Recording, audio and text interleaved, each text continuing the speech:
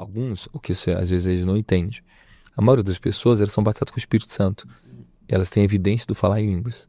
Mas isso não é o batismo de fogo. Eu fui batizado com o Espírito Santo, com a evidência de falar em línguas, eu profetizei e fui batizado com fogo. Eu tive uma sequência sobre a minha vida. Alguns recebem o Espírito Santo, mas às vezes de imediato eles não falam em línguas. Entende? Eles falam depois, eles acabam não desenvolvendo o dom, e na hora que eles são ministrados por outro ministro, eles não são movidos a liberar o dom de línguas. Então fica recluso, embora está nela, ela só tem que falar. Porque as línguas, ela é parte inerente do seu espírito, da sua nova natureza. Uma vez que o Espírito Santo ele vem sobre a sua vida, essa linguagem ela já está em você. Ela só vai ser ativada. O batismo, ele emerge a dimensão física, tangível, de alma, de corpo e espírito, dentro de uma mesma dimensão e te sela. Então você fica consciente fisicamente, mentalmente, física e espiritualmente da natureza e da presença do Deus vivo em você. Então, uma vez que uma pessoa é batizada com o Espírito Santo, é incontestável para ela a existência de Deus. É incontestável. O mundo todo pode falar que não existe Deus. Ela sabe que existe Deus. Porque o próprio Deus veio habitar naquela pessoa. Então você fala que é batismo com o Espírito Santo e com fogo. Sim. Então seriam coisas diferentes. Diferentes. Né? Qual é o efeito dos dois? Qual é a função dos dois? O batismo com o Espírito Santo, João capítulo 3, versículo 5. Jesus disse, é necessário que você... Aquele que não nascer da água do Espírito não pode entrar no reino de Deus. Ok? Esse é o batismo do novo nascimento. É o seu batismo chamado batismo de regeneração, que você recebe a imagem de Cristo pelo Espírito dentro de você. Isso está no livro de João, capítulo 21, quando Jesus ressuscitou dentre os mortos, capítulo 20. Ele apareceu aos seus discípulos e disse, recebais o Espírito Santo. Ele assoprou o Espírito sobre os seus apóstolos. Ok? Se você voltar em Gênesis, no capítulo 2, versículo 4 em diante, quando o homem foi formado do barro, ok, do pó da terra, do barro, da argila, Deus assoprou em suas narinas a nishimar, o fôlego de vida. Assoprou. Então, Jesus, depois de ressuscitar, ele assoprou e disse, recebais o Espírito Santo. Então, esse é o novo nascimento, é um sopro de Deus que você recebe. Isso é chamado a imagem de Cristo. Começa o nosso processo de nova criação. Ok? E 2 Coríntios capítulo 5 diante fala sobre isso. Quem está em Cristo, nova criatura é, as coisas velhas já se passaram. Tudo se fez novo. Então, nós recebemos o que? O sopro de Deus novamente. Aquele sopro que você perdeu no Éden por causa do pecado original. Jesus veio trazer esse fôlego de volta. Ele veio trazer o novo, chamado novo nascimento. Ele assopra de novo o ruach de Deus, o Espírito de Deus. Né? Ruach, palavra em hebraico, a fala do Espírito. Então, o batismo no Espírito Santo é o batismo da imagem, que você recebe a imagem de Cristo. Você começa a conhecer a presença de Deus dentro de você.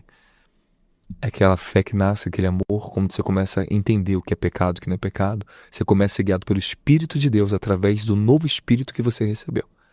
Então, seu Espírito nasce de novo. Está em livro de Ezequiel, capítulo 36, né? Sobre, e darei-lhes um novo Espírito, escreverei neles a minha lei na tábua do vosso coração, e darei a eles o meu ruach, o meu espírito. Então, você recebe um novo espírito, que é o seu novo homem interior. Você recebe a lei de Deus, a graça, ela deu o poder e a natureza no seu espírito de ser compatível com os caminhos e a lei de Deus. Então, o que era a lei de Moisés, né? A lei veio por Moisés, mas a graça e a verdade veio por intermédio de Jesus Cristo, como diz João. Então, quando a graça e a verdade, ela vem manifestar em você pelo novo nascimento, você recebe literalmente a compatibilidade completa com a justiça de Deus em você. Então você tem natureza, você tem compatibilidade com Deus. Esse é o novo nascimento que é chamado batismo do Espírito. Agora, o batismo de fogo é o que Jesus disse em Atos capítulo 1, versículo 5 e versículo 8. Ele começa em versículo 5 falando para os discípulos, João, fique em Jerusalém, porque em poucos dias vocês receberão o revestimento de poder. Ele começa a falar em serem batizados. João batizou com água, mas em poucos dias vocês serão batizados com o Espírito Santo. Aí depois ele fala em versículo 8, Atos 1:8. E recebereis poder ao descer sobre vós o Espírito Santo, serem minhas testemunhas. A palavra testemunhas ali em grego ali, meus mártires, ok? Pessoas destinadas para a morte, literalmente. Aqueles que são portadores do verdadeiro ser uma testemunha, não só testemunhar Testemunhar, muitos podem fazer isso, até quem está em pecado, quem não tem Jesus, fala de Jesus, ok? Mas ser testemunha é carregar a sua semelhança. Aí entra o batismo de fogo, que é chamado revestimento de poder. E quando Jesus fala para eles receberam poder, a palavra em grego é dunamis. Dunamis é a capacitação sobrenatural que está além da natureza humana, além do poder humano. É o revestimento de poder. Então, o que é o batismo de fogo? Em Hebreus capítulo 1, versículo 7, a Bíblia diz: e faz dos seus anjos como vento, e dos seus ministros como labareda de fogo. Em Hebreus capítulo 12, versículo 29, diz: e Deus é um Deus de fogo, Ele é um fogo consumidor. Então, quando você recebe, você está numa labareda de fogo, em chamas, você recebe o batismo da semelhança de Deus, que é o revestimento de poder. Então, o que significa? Que agora sobre você repousa o poder vivo de Deus para operar no sobrenatural, para realizar as mesmas obras que Jesus realizou. Esse é o poder de fogo para você combater as obras do diabo, para expulsar demônios. Marcos capítulo 16, versículo 16, em meu nome expulsarão demônios, falarão novas línguas, pegarão em serpentes, se beber alguma coisa mortífera, não farão dano algum, imporão as mãos sobre os enfermos e os curarão. Esse é o fogo que nos habilita a operar no ministério sobrenatural de Cristo e ter o poder para suportar guerras, tribulações e desfazer as obras do diabo na terra. É o batismo de fogo, é um batismo de ministério. Apóstolo, por que tem muitas pessoas, muitos cristãos que estão há anos na igreja e não recebem o batismo com o Espírito Santo? Porque não são ensinados. E quando são ensinados, a ênfase é pouca. Porque muitos ministérios não dão ênfase ao batismo com o Espírito Santo. Esse é o grande problema. Então, eles são aquilo que a fé, o tipo de fundamento que você recebe vai manifestar o tipo de fé que você tem. E o tipo de fé que você tem vai manifestar o tipo de vida espiritual que você tem. Então, quando você não tem um fundamento sólido, ensinado e intenso sobre isso, normalmente você não pode esperar o contrário daquilo que você ouve. Não pode esperar algo diferente. Então, o que elas estão ouvindo, o tipo de alimento que elas têm, é o que elas vão receber. Então, quando alguns pregam, ainda prega pouco, ensina pouco. O ministério do Espírito Santo, isso tem que ser mais ensinado, dado mais ênfase, para que elas possam ter fé para receber e ser ensinadas a buscar o dom do Espírito Santo. Você acredita que o ambiente, então, ele influencia Muito. a pessoa? Muito. Você chega no ambiente de uma igreja, você não precisa nem falar tanto, porque o ambiente é tomado da glória. O próprio ambiente, ele desperta a natureza da pessoa. Você sabe disso. Se o cara chega num ambiente de prosmiscuidade, de maldade, daqui a pouco você está sendo setado. Você vai sentir opressão sexual, opressão maligna. Você vai ver, opa, aqui não é meu lugar. Não é para você estar ali mesmo, não. Não é para você estar ali. Você chega em um lugar santo, um lugar cheio de fogo, de glória, você vai sentir o que é fogo, glória. Você vai começar a perceber isso. Eu já vi várias pessoas entrar no ministério e elas começarem a estar naquele ambiente, serem batizadas com o Espírito Santo e começarem a desejar aquilo para a vida delas. Porque é natural, é a atmosfera que nós carregamos. Isso é muito importante. O ambiente, ele fala muito. E quando eu comecei meu chamado, meus 16 anos de idade, o ambiente, a igreja que eu fui frequentar, que eu comecei meu chamado ali, que era uma Assembleia de Deus, olha o nome. Assembleia de Deus, ministério onde o manto desce. É igreja de crente. Para estar naquela igreja tem que ser muito crente e do fogo, do manto, né? E o meu pastor, ele era um cara profeta, meu primeiro pastor. Ele era muito usado, cara. Então, aquele ambiente de ver aqueles homens tudo usado, ele movia você ainda mais aqueles homens. Querendo ou não, todos os jovens sentavam no ministério. Estou te falando que chegou uma época que tinha 60 jovens, tudo cheio do Espírito Santo. Mais de 40% era profundo na profecia, os outros tinham tudo dom de profecia. Mas os outros eram mais profundos, eu era um deles. Usado profundamente no dom da profecia. Então, se você ver tudo menino de 16, 17 anos, era extremamente profética aquela igreja. Então, aquele ambiente provocou em mim que o meu crescimento da minha natureza profética desenvolveu. Então, é muito importante com o tipo de mensagem, tipo de lugar e ambiente onde você frequenta, para despertar os dons de você. Eu sou assembleiano, né? Leandro também. E eu lembro que há muito tempo atrás isso era muito mais intenso, né? Se esfriou bastante, né? Esfriou bastante. E eu vejo assim, apóstolo, queria que o senhor comentasse. Sim. Porque eu lembro que na época que eu era criança, adolescente, as pessoas não tinham muito estudo da palavra. Sim. Mas era diferente.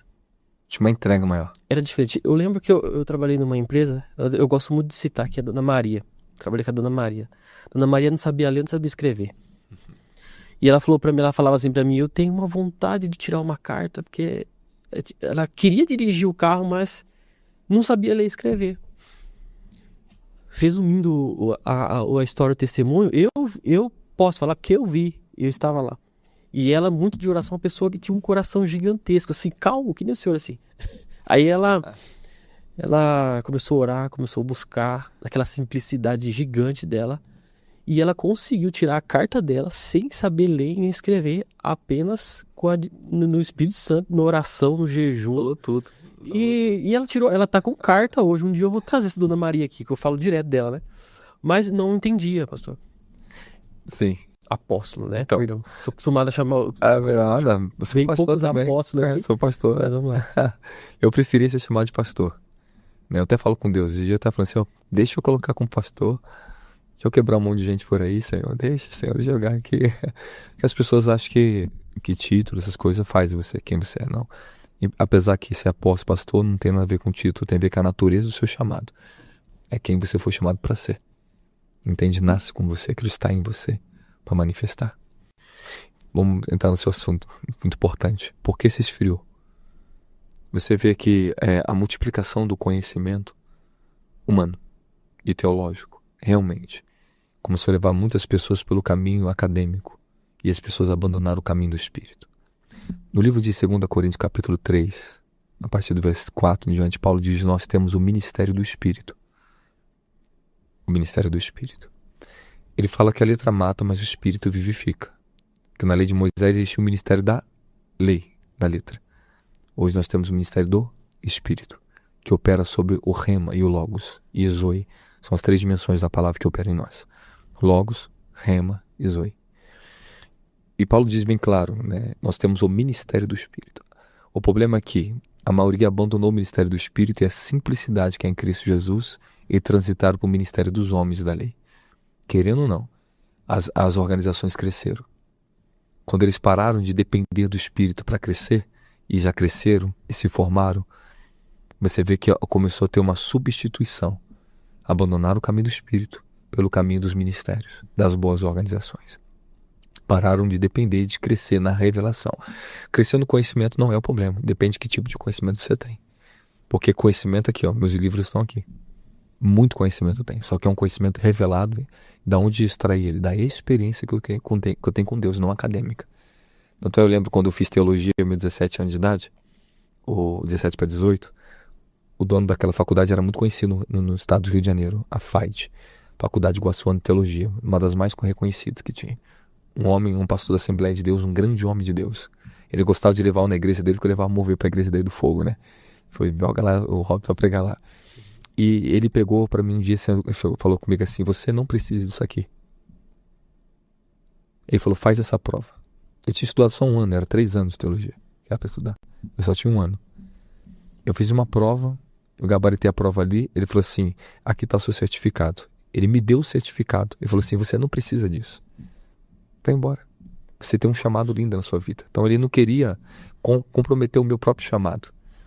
Então isso foi muito bonito da parte daquele pastor, porque ele via a forma que eu me movia dentro da igreja dele, levava o mover para a assembleia, levava curas, milagres, o batismo com fogo para a igreja dele. Então isso foi uma parte essencial da minha vida, porque o conhecimento que um homem de Deus tem que carregar não é o acadêmico, embora o acadêmico é bom para alguns aspectos.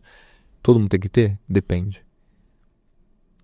Eu não precisei, porque o Senhor me educou, Ele me ensinou. Eu sei tanto ordem, tantas coisas acadêmicas, como muita gente que estuda ali dentro. Então Deus hoje me deu, eu já tenho 18 livros lançados, tem mais para lançar, porque o conhecimento que vem daqui é um conhecimento espiritual.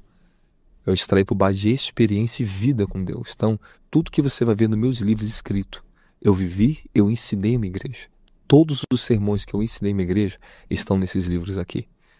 Todos estão aqui. E todos que eu vou escrever pela frente, todos foram mensagens que eu preguei, que eu experimentei em Deus.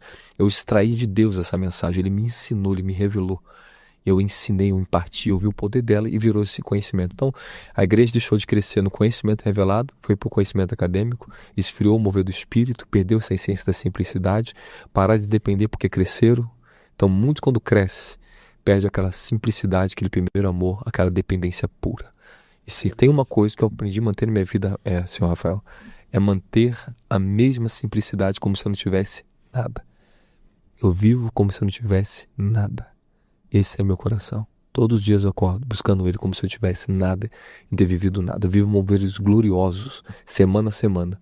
Mas é como se eu não fosse viver nada, aquilo é como se não vivesse nada.